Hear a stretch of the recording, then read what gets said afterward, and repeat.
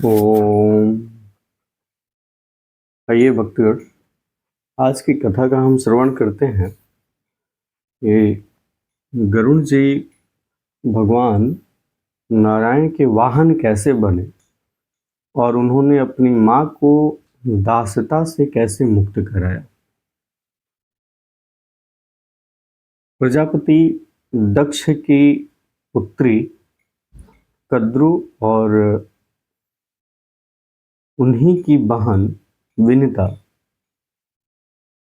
की शादी हुई। यूं तो दक्ष की 13 पुत्रियों की शादी महर्षि कश्यप से हुई थी, परंतु विनिता और कद्रु में कुछ ज्यादा ही प्रतिस्पर्धा रहती थी। दोनों ही आपस में बहुत ही प्रतिस्पर्धा करती थी। तो एक समय की बात है कि कद्रु ने अपनी महर्षि कश्यप से अपने लिए 1000 पुत्रों की मांग की। वहीं विनिता ने अपने लिए महज 2 पुत्रों की मांग की, लेकिन उन्होंने कहा कि मेरे 2 ही पुत्र हों लेकिन शक्तिशाली। इस प्रकार विनिता ने 2 अंडे दिए और कद्रु ने 1000 अंडे दिए, जिन अंडों से नागों की उत्पत्ति हुई। और विनिता ने सिर्फ 2 अंडे दिए। समय बीतता गया, कई वर्षों के पश्चात भी जब अंडे नहीं फूटे तो अधीर होकर के विनिता ने एक अंडा फोड़ दिया, जिससे अरुण का जन्म हुआ। ये अरुण वही हैं जो भगवान सूर्य के सारथी हैं। तो अरुण का जन्म हुआ। अरुण चूंकि मैच्योर स्टेज में पैदा नहीं हुए थे, वो प्रौढ़ नहीं हुए थे, अभी उनका जो इंक्यूबेशन पीरियड होता है, जो गर्भावस्था का पीरियड होता है, वो अभी पूरा नहीं हुआ था। प्री मैच्योर बेबी, जिसको मेडिकल टर्म में हम लोग बोलते हैं, वो प्री मैच्योर पैदा हुए थे। तो वो उनके जो अंग थे वो लालिमा लिए हुए थे, इसीलिए उनका नाम अरुण रखा गया। अरुण का मतलब ही होता है सूर्य की लालिमा, तो अरुण उनका नाम रखा गया। और वहीं जब अरुण का जन्म हुआ तो अरुण ने कहा कि माँ, आपने मेरे साथ बहुत बड़ा अन्याय किया है। आपने मुझे अल्प समय में ही अंडे से बाहर निकाल दिया, अतः आपको मैं श्राप देता हूँ कि आपको दूसरों की दासता करनी पड़ेगी, दूसरों की दासी बन के रहना पड़ेगा। इस श्राप की वजह से विनिता को श्राप का सामना करना पड़ा और उनको अपनी ही सौतन जो थी कद्रु, उनकी दासी बनना पड़ा। क्योंकि अरुण जो थे बहुत ही अल्प आयु में ही वो पूर्ण रूप से विकसित नहीं थे और सही से उनके पंख वगैरह नहीं निकले थे। तो शुरू से ही वो सत्कर्म और धर्मात्मा थे। वो जंगलों में चले गए और वहां जा कर के तपस्या करने लगे। बहुत दिनों के बाद जब तपस्या किए उन्होंने, तो सारे देवगण उपस्थित हुए, उन्हें उचित वरदान दिया और उन्हें उसी समय भगवान सूर्य का सारथी नियुक्त कर दिया गया। अरुण भगवान सूर्य के सारथी बन गए। इन्हीं अरुण के 2 पुत्र हैं, जटायु और संपाति, जो कालांतर में आगे चल कर के राम के कार्यों की सिद्धि हेतु तो अपने प्राणों की बलि दिए। तो उसके बाद कुछ समय के बाद जब अरुण का जन्म हो गया, उसके कुछ समय के बाद एक और अंडा जो था वो फूटा। फूटने के बाद उससे गरुड़ जी का जन्म हुआ। एक समय की बात है जब समुद्र मंथन हो रहा था और समुद्र मंथन से बहुत सारे रत्न निकल रहे थे। उन्हीं रत्नों में से एक रत्न निकला था उच्चैश्रवा नाम का घोड़ा। उच्चैश्रवा नामक घोड़ा बहुत ही सफेद, एकदम चमकता हुआ सा था। सफेद चमकदार घोड़ा था जिसमें कहीं से भी कोई कालापन या धब्बा वगैरह नहीं था। वो घोड़ा चले जा रहा था स्वर्गलोक को। विनता और कद्रू दोनों बैठी हुई थी। दोनों की नजर उस पर पड़ी। इस पर विनीता ने कहा कि देखो बहन, वो जो घोड़ा जा रहा है कितना उजला है, पूरा उजला है, कहीं से उसके शरीर में कोई श्याम वर्ण नहीं है, कितना सुंदर दिख रहा है। इस पर कद्रू ने कहा कि नहीं, ये घोड़ा उजला नहीं है, उसकी पूंछ काली है। अब इसी बात पर दोनों बहनों में शर्त लग गई। एक ने कहा, कद्रू ने कहा कि जो भी शर्त हारेगा उसे दूसरे की दासता करनी पड़ेगी, दूसरे की दासी बन के रहना पड़ेगा। शर्त ये थी कि घोड़े की पूंछ जो है वो काली है। क्योंकि विनीता ने तो देख रखा था तो उन्होंने कहा कि हाँ चलो मुझे मंजूर है, मैं तो मंजूर करती हूँ, मुझे मंजूर है। लेकिन कद्रू कुटिल स्वभाव की थी, छल प्रपंच करने वाली थी। वो वहां से आई और अपने पुत्रों से कहा कि हे पुत्रों, मैंने विनीता से ये शर्त लगाई है कि जो घोड़ा है वो घोड़ा, उच्चैश्रवा घोड़ा जो है वो काला है, परंतु मैं जानती हूँ कि वो घोड़ा काला नहीं है, उजला है। तो इसलिए तुम लोग एक काम करो, तुम लोग जाओ और घोड़े के पूंछ से लिपट जाओ। इस पर वहां नागों के, चूंकि कद्रू जो थी नाग माता थी, और जो शेष नाग हैं जिनके शरीर पर, जिनके सिर पर पूरी पृथ्वी का भार है और जिनकी सैया भगवान विष्णु हैं, भाई जिनकी सैया पर भगवान विष्णु विराजमान करते हैं, ये यही शेषनाथ जी हैं। उन्हीं कद्रू और महर्षि कश्यप की संतान है। तो चूंकि शेषनाग बहुत ही धर्मात्मा व्यक्ति थे और धर्माधिकारी थे, तो उन्होंने कहा कि उन्होंने, और वासुकी, चूंकि वासुकी भी उनके ही भाई हैं, तो वासुकी और शेषनाग और अन्य सारे नागों ने कहा कि नहीं, ये गलत है। अगर आपको शर्त जीतनी है तो आप अच्छे तरीके से जीतिए, गलत करके और छल प्रपंच करके शर्त नहीं जीता जा सकता है। इस प्रकार उन्होंने अपनी माँ को समझाया, लेकिन माँ क्रोध में आग बबूला हो गई और उन्होंने कहा कि जाओ, मैं तुम सारे सर्पों को श्राप देती हूँ कि तुम लोग जा करके जन्मेजय के द्वारा किए जा रहे महायज्ञ में जल के भस्म हो जाओगे।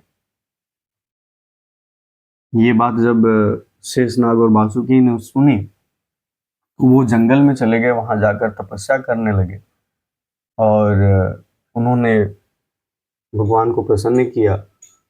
वासुकी नाग जो थे वो भगवान शिव के पास चले गए और जब प्रभु दर्शन दिए शेषनाग को और उन्होंने कहा कि तुम मुझसे वरदान मांगो, तो उन्होंने कहा कि प्रभु मुझे अपने शरण में रख लीजिए, मेरे लिए यही वरदान होगा। जब ये बात उन्होंने सुनी तो, और चूंकि अपनी माँ को धर्म की सलाह देकर, धर्म का मशवरा दे करके शेषनाग आए हुए थे, तो ये देखकर उन्होंने कहा कि ठीक है माँ, ठीक है, आप चलो और मेरे साथ रहो। और चूंकि धर्म के वाहक हैं शेषनाग जी, शेषनाथ जी धर्म के वाहक हैं, इसलिए उनको उनके शरीर पर पूरी पृथ्वी का भार दिया गया। तो शेषनाग वहां चले गए। अब कुछ दिनों के बाद जब गरुड़ जी ने देखा कि मेरी माता, और उसके बाद जब पूछ देखने गए, विनीता और कद्रू दोनों जब गई स्वर्गलोक में घोड़े का पूंछ देखने, तो उसकी उस घोड़े के पूंछ से कद्रू के कुछ पुत्र जो थे वो लिपटे हुए थे, जिसके कारण वो पूंछ जो था वो काला दिखाई दे रहा था, काला दिखने लगा था।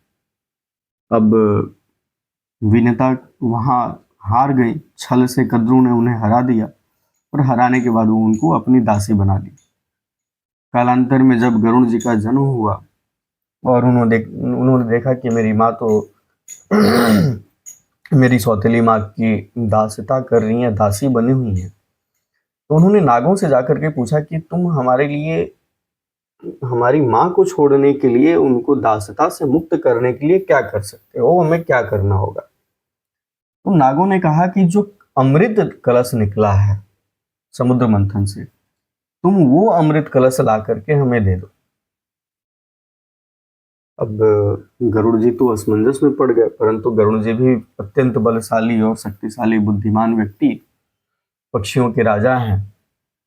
वो गए वहां स्वर्गलोक में गए, और चूंकि जो जहां पे अमृत कलश रखा हुआ था स्वर्गलोक में, उसकी घेराबंदी 4 लेयर में थी। अभी जैसे हमारे यहाँ नेताओं का प्रोटेक्शन होता है ना, कई लेयर में होता है, तो उसी तरीके से जो अमृत का घेराबंदी था वो 4 लेयर में था। पहले लेयर में जो देवता थे, वो देवता वहां घेराबंदी किए हुए थे। उसके बाद अग्नि का घेरा था, अग्नि के बाद नागों का घेरा था, उस नागों के बाद सुदर्शन चक्र का घेरा था। तो इस प्रकार से जो अमृत कलश का घेराबंदी था, उसका सुरक्षा था, वो सुरक्षा कवच 4 चरणों में था, 4 लेयर में था। गरुड़ जी ने देवताओं से युद्ध किया, उनसे विजय प्राप्त किया। तत्पश्चात जब आगे बढ़े तो अग्नि का घेरा था, फिर उन्होंने अपने मुख में जल भरा और अग्नि को जाकर के शांत किया।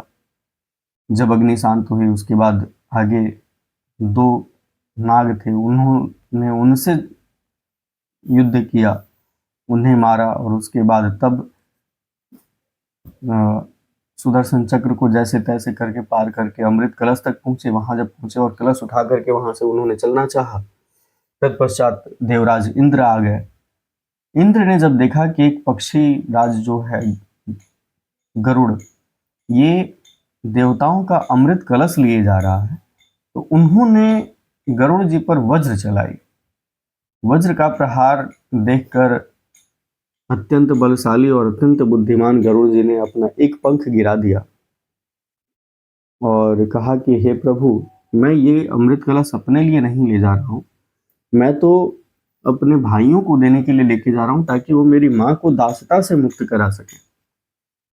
मैं अपनी माँ को दासीपन से और दासता से मुक्त कराने के लिए ये लेके जा रहा हूँ। जब देवराज इंद्र ने गरुड़ की मातृभक्ति देखी, तो उन्होंने उन्हें सिर नवाया और बोले कि एक काम करो, मैं भी चलता हूँ आपके साथ और देखता हूँ कि कैसे वो नाग जो हैं वो अमृत का पान करते हैं। उसके बाद आगे बढ़े तो रास्ते में भगवान नारायण मिले, भगवान विष्णु मिले, और उन्होंने अमृत ले जाने का प्रयोजन गरुड़ जी से पूछा। गरुड़ जी ने सारा वृतांत जो था वो उन्हें कह सुनाया और कहा कि हे प्रभु, मैं अपनी माँ को दासता से मुक्त कराने के लिए अमृत कलश ले जा रहा हूँ, मुझे अपने लिए कोई चाह नहीं है कि मैं यह अमृत पान करूं। भगवान ने जब देखा कि गरुड़ जी में मातृभक्ति कूट कूट कर भरी हुई है, तो उन्होंने कहा कि वत्स, तुम मुझसे कोई वरदान मांगो। जब भगवान ने ये बात कही, तो गरुड़ जी ने भगवान से कहा कि भगवान, मुझे अमरत्व प्रदान करिए। भगवान स्वयं अंतर्यामी हैं। उन्होंने कहा कि ठीक है, तुम बिना अमृत पिए ही अमर रहोगे और अत्यंत बलशाली रहोगे, अत्यंत बलशाली और पक्षियों के राजा तुम माने जाओगे। तुम्हारा नाम गरुड़ है और तुम पूरे ब्रह्मांड में सबसे तेज पक्षी के रूप में जाने जाओगे। और गरुड़ जी ने वहां पे एक और वरदान मांगा कि मैं आपके ध्वज के ऊपर रहूं। जो भगवान विष्णु का ध्वज है, अक्सर आपने देखा होगा कि गरुड़ जी का जो है, गरुड़ जी को भगवान विष्णु के ध्वज के ऊपर रखा जाता है। तो भगवान से गरुड़ जी ने कहा, 2 वरदान मांगे। एक तो उन्होंने कहा कि मुझे अमरत्व प्रदान करिए, और दूसरा उन्होंने कहा कि मैं आपके ध्वज के ऊपर रहूं। भगवान ने दोनों ही वर दिए। तत्पश्चात गरुड़ जी ने कहा कि प्रभु, आपने तो मुझे वरदान देकर के मुझे धन्य कर दिया, कृपया आप भी कोई वर मांगिए।